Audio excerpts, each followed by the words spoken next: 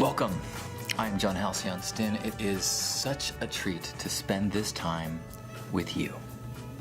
This moment of intention, regardless if you're watching live or archive, we are sharing this vibration. And all who tune in live or watch the archive, awesome. Thank you for receiving, amplifying, and broadcasting that love vibration. It is so important. Today I wanted to talk about death. I don't know if it's because of social media, but it feels like I'm hearing news of death and conversations about knowing people who've died all the time. And in some ways I feel like that's fantastic because people die all the time. All people die some of the time, or at least once time.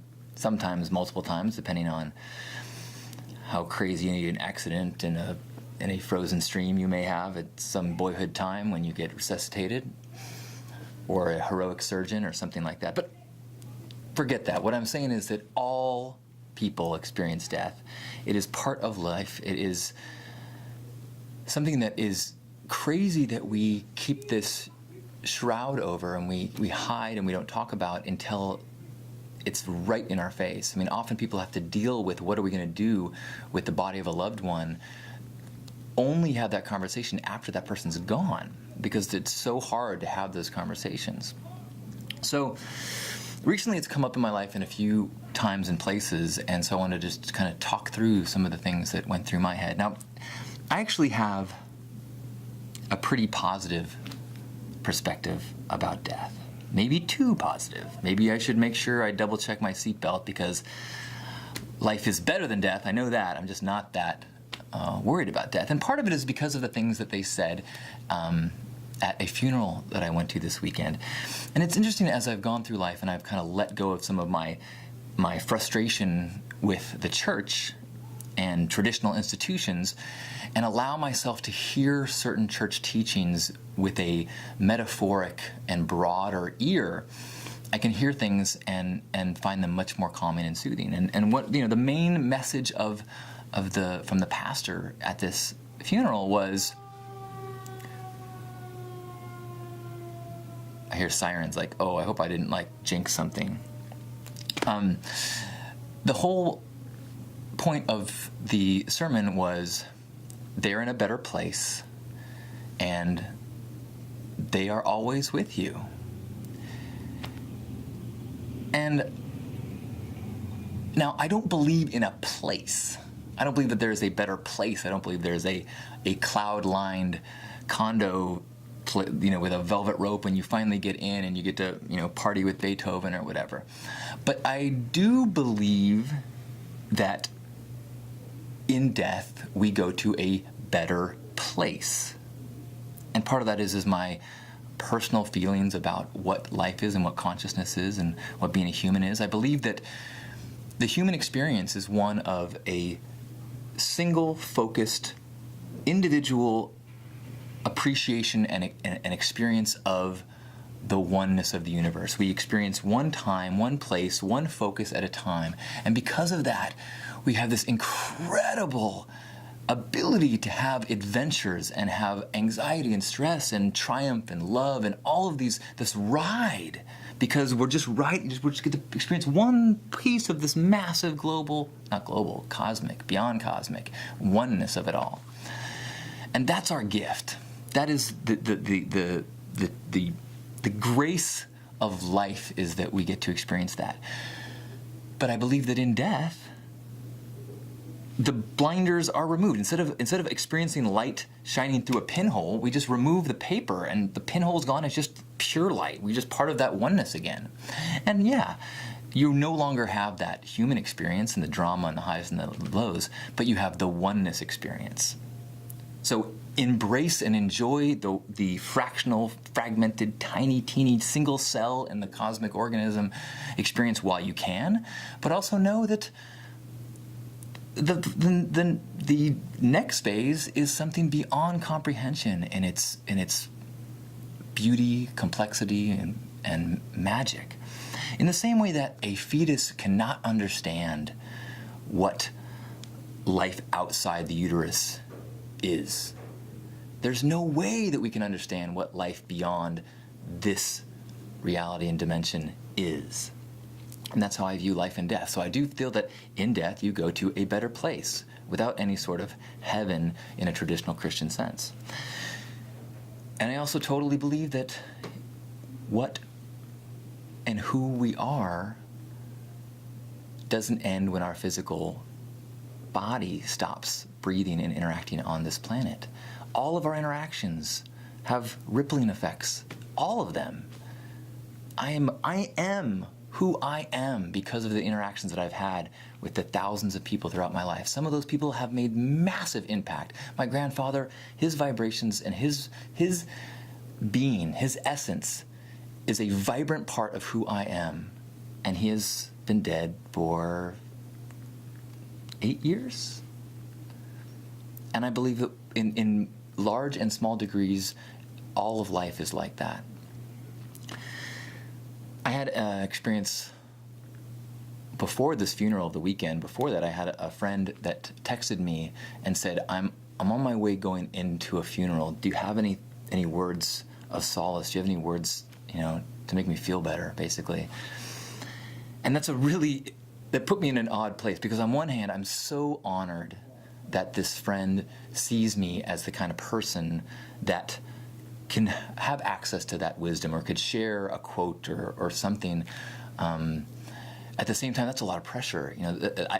I struggle with life and death and emotions and everything just like everyone else. So I didn't write him right back. I thought about it for a while, and what I wrote him back was that life is not measured by length. All lives end. If that life contained love, then it mattered. And that love will ripple on forever.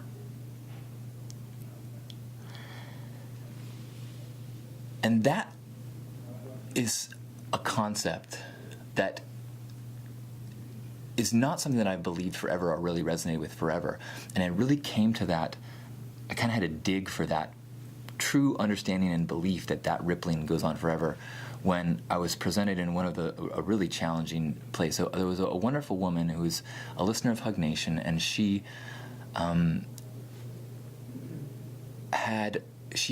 was expecting her first child, named the child Caleb after my grandpa, and then the child was born very premature, and the baby lived for maybe days, I think hours, and then died.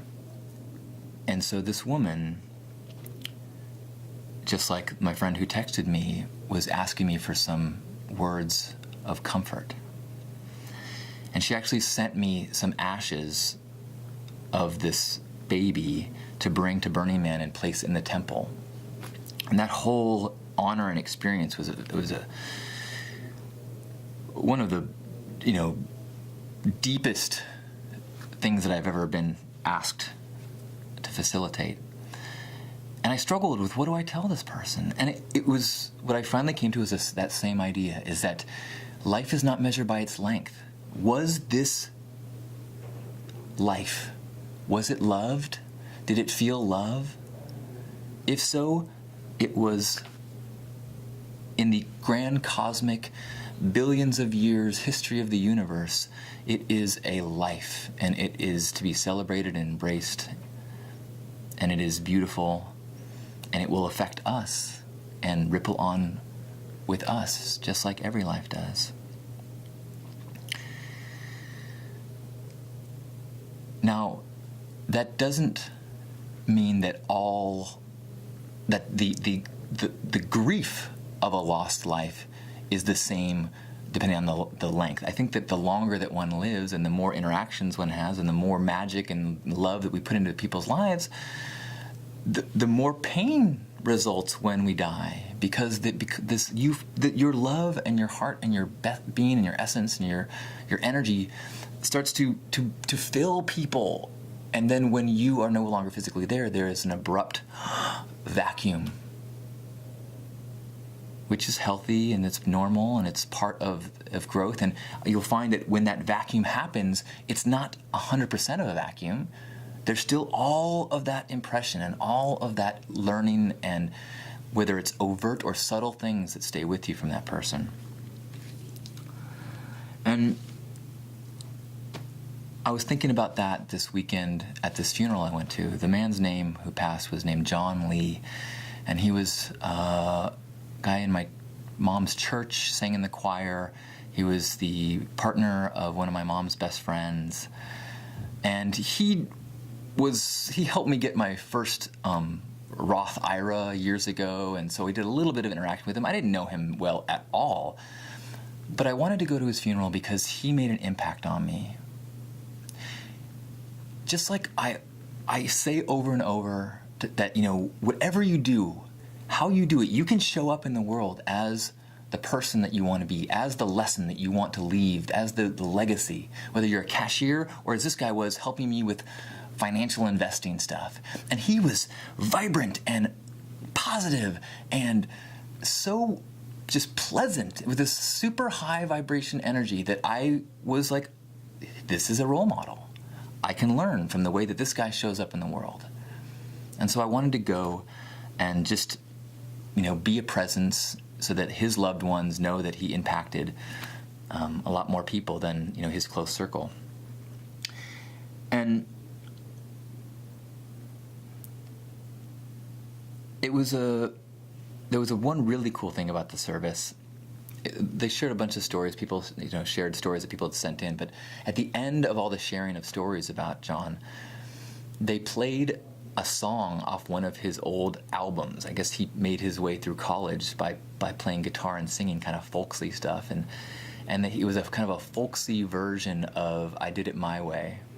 And so the last thing after everyone spoke, they hit play, and just in the empty stage, you could hear "I did it my way" from a man who was not, physically in the world anymore. But it was like these vibrations of his voice, or these poetic symbols of the vibrations of his life and the love, and it was really beautiful.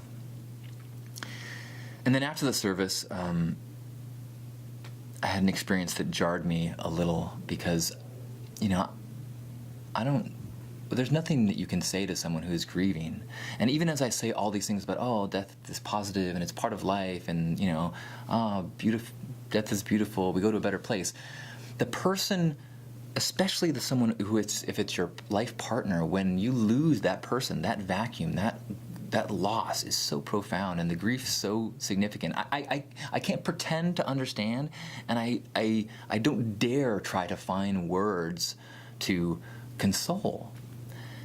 And initially, I didn't want to speak with his widow, but my mom was like, let's just say hello. And so I saw her, and I hugged her, and then I just looked her in the eyes because I didn't know what to say. And so I just tried to look and be there and love her, and then she just finally kind of said, "Oh, you have kind eyes." And then, we hug again, and she walked away. And she said something. My mom then said, "Okay, we're gonna go," and they've been helping her out with a bunch of things. And my mom's like, I'll see you this week." And the woman said, "Okay, I'm gonna be at the church tomorrow, and then after that, I don't have any plans. I don't know what I'm going to do for the rest of my life." And then she just started crying. And the hurt and the ache that I felt was so raw and so real. And I knew there was nothing I can do except just keep trying to hold space and shine kind eyes and know and have faith that, she is the result of his love ripples, and there is still love and magic for her to be in the world. And that kind of super visceral experience of someone's grief reminded me of something else that I've thought about a lot about death, and that is in the experience of the Burning Man temple. Every year for the last, I don't know how many years, but in addition to the man, which burns on Saturday, there is the burning of the temple, which burns on Sunday, and it becomes a place where people all week long bring photos, bring little mini remembrances, and they write messages to people that they've lost. And the place is profoundly intense and emotional, and there's lots of tears and lots of purging and lots of working through things. And I really love it there. Even though it's this place of such sadness and grief, I love that place. And I think what I finally realize is that all that pain that is expressed in someone's death is like the reverse vibrational wave of all the love that they shared and that they generated and that was felt for them. And it is that coming around expression of loss that is a testament. It is the echo back of all the love, is that pain and that grief. And while I know none of us, seeks out pain and grief, there is something, if you let go of the fact that it is a negative and terrible and horrible thing, it is a beautiful thing, and that it is a reflection of the love and the significance and the impact that that person or people had on your life. And then it's like this reminder of the intensity and the gift of this human experience that we're having. You don't have these oscillations in the oneness of the cosmos. You have it as a human that dies and loves and learns and expresses.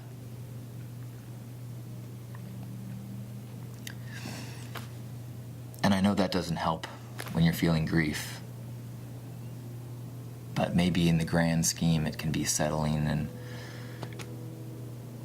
some comfort to know that the intensity of that hurt is a glorious testimonial to the love.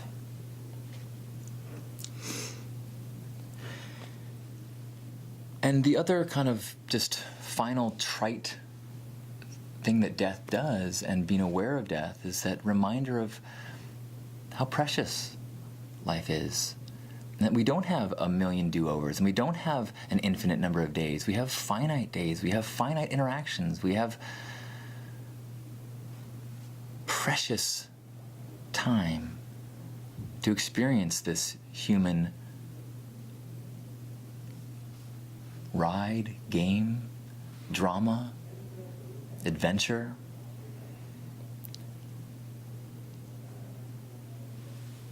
And from that reminder of the preciousness, we can even more powerfully be reminded of my mantra of be present, have integrity, align with love. You cannot create true, real security. You cannot know that you will live beyond this moment, tomorrow, a decade from now. And from that place, you can try to spend a little bit more time in the present, acknowledging the gift, acknowledging the true beauty and magic of being able to connect with other human beings who are having the same incredible, all over the place adventure of their own. And as we open our hearts and reach out and allow ourselves to connect and learn and be more in alignment with this one, then we become broadcasters of that loving light. We become people like John, who role models what it is to embrace this gift of life. I treasure the connection that we have, however small. If you just accidentally clicked on this video and this is the first time we've connected digital gaze, I love you. I treasure this. I'm honored. And every connection we have is part of this grand mystery, part of this gift. Thank you for being you and being open to all these connections. It is through these connections, through this heart opening, through this expression of who we are, that the world is healed. Thank you for being you. I love you. Whether we have just today or 20 more years, this is a gift, and I love you. Let's have a hug. Grab yourself by the shoulders.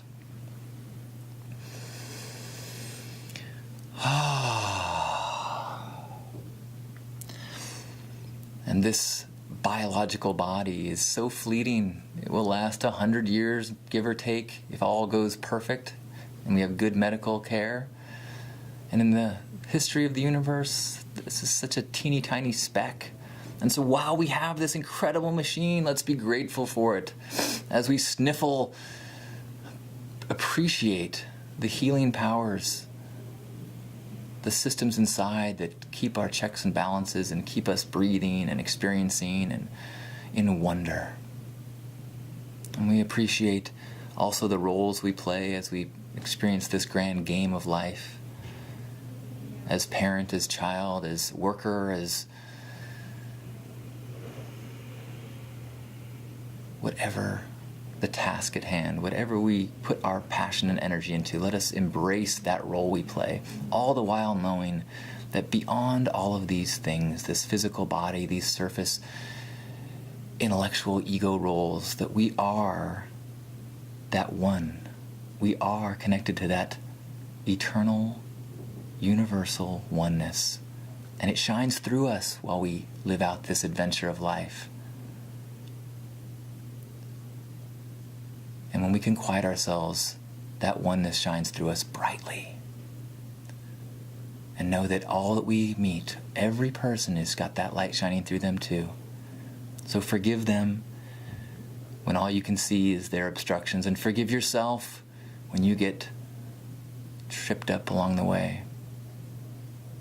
And let's just take 3 breaths together, letting that divine cosmic oneness shine through us, reveling in this moment that we're alive. In through the nose.